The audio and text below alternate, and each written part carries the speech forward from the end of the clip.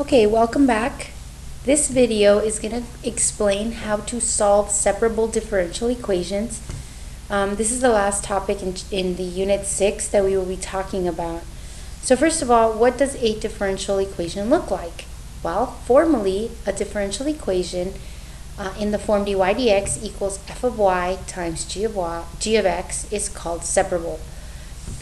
So what does that mean? Well, that basically looks like this. It has the differential equations we did in section 6.1 in that worksheet. They all had dy dx equal to something, but that something usually just had an x. Now you're going to start to see y appear, and sometimes you don't even have an x, just a y. That's okay, but that's basically what makes them separable. Well, how are we going to separate them?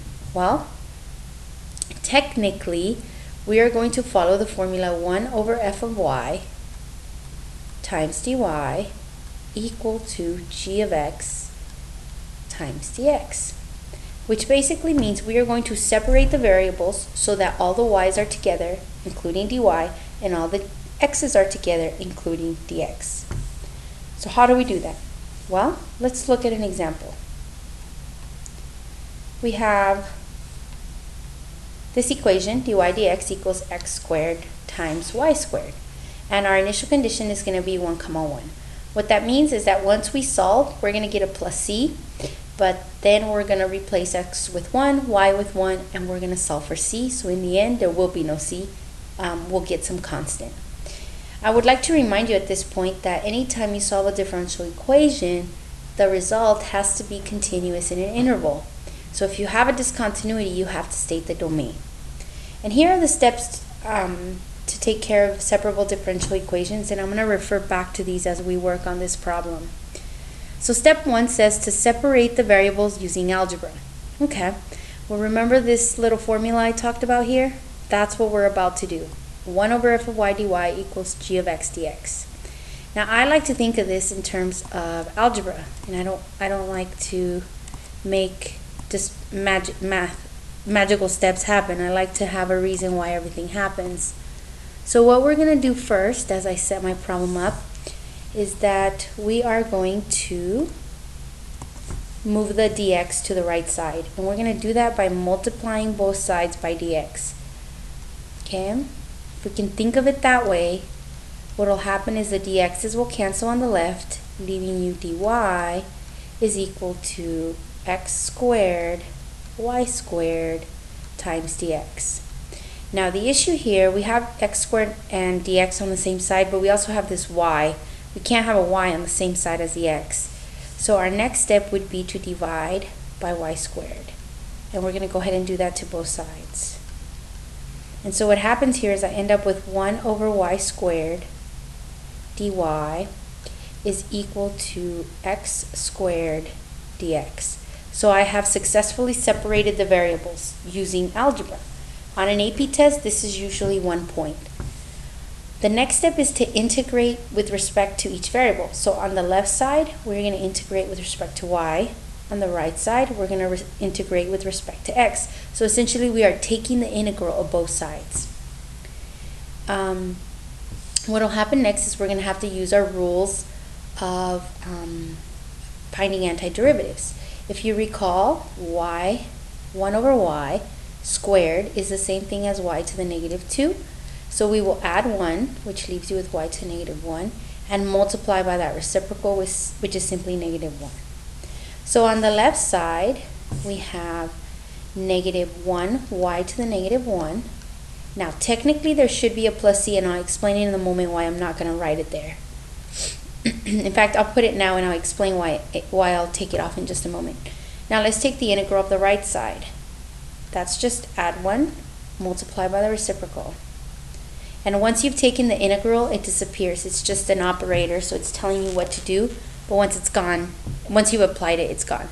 Now technically we get a plus c. Now what I want you to understand is these constants are going to get combined. But I don't want you to think of them in terms of variables, as in, oh, if I subtract c, it cancels, and then if I subtract c, it cancels here. That's truly not what's happening, because see, this c represents a constant, but we just don't know what that constant is. The constant on the right side could easily be 5, and the constant on the left side could be 5 and on the right could be 7. And then if we were to subtract 5, we would get another constant 2. But we are not sure what those are. So what normally we do, now the constants aren't going to cancel, but we don't put the constant on the left, assuming that it has been moved to the right, and it would still be some constant, okay? So that one's a little tricky. Essentially, if you were to combine the constants, they would be another constant, but C represents that constant, but it doesn't behave like a variable, okay? So usually a rule of thumb, don't put it on the left, put it on the right. Okay, we've integrated and we're now at this step. What's next? It says use the initial condition to solve for C. Okay, well let's clean this up a little so we can do that. We have negative 1 over y is equal to positive 1/3 x cubed plus c. If you recall, that initial condition is 1, 1, so y will be 1, giving us negative 1 equals 1/3. 1 to the third power is 1 plus c. And we're going to solve this just like we would anything else. So in the end, c is going to be negative 4/3. That's not your answer. That is your c. Your answer is the differential equation, the solution to that differential equation.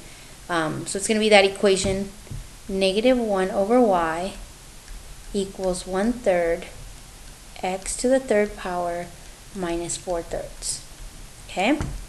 So we found c, but we're not done. Now we have to do step 4. Step 4 says to solve for y. Alright, we always have to solve for y. Uh-oh. Well, what do?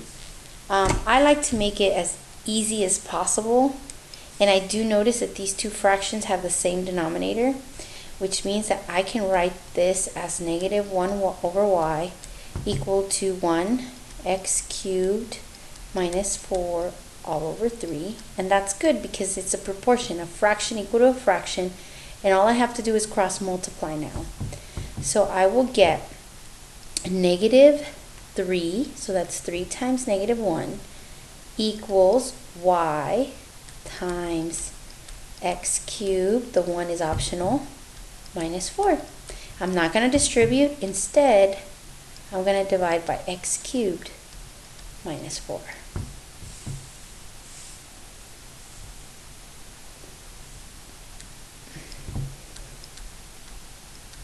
So our answer becomes y equals negative 3 over x cubed minus 4.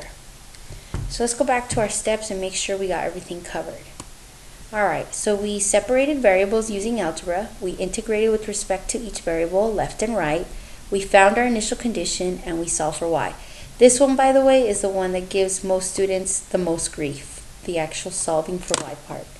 And so our last step is to consider the domain. Remember, each solution has to exist on a continuous interval. Now let's look at our answer. Does it have discontinuities? Well, let's see.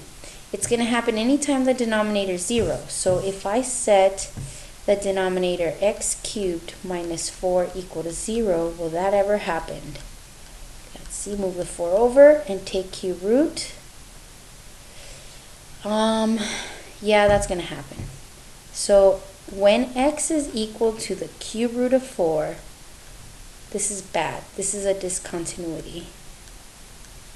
Now, what does that mean for us? Well, it means that we've now got to state the domain. We've got to pick the right or the left side of the cube root of 4. Now, I'm assuming here that we're not going to use a calculator to figure out what the cube root of 4 is.